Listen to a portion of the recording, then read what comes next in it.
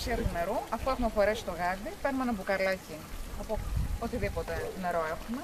Το ξεπλένουμε αρκετές φορές με το νερό που θέλουμε να κάνουμε έλεγχο.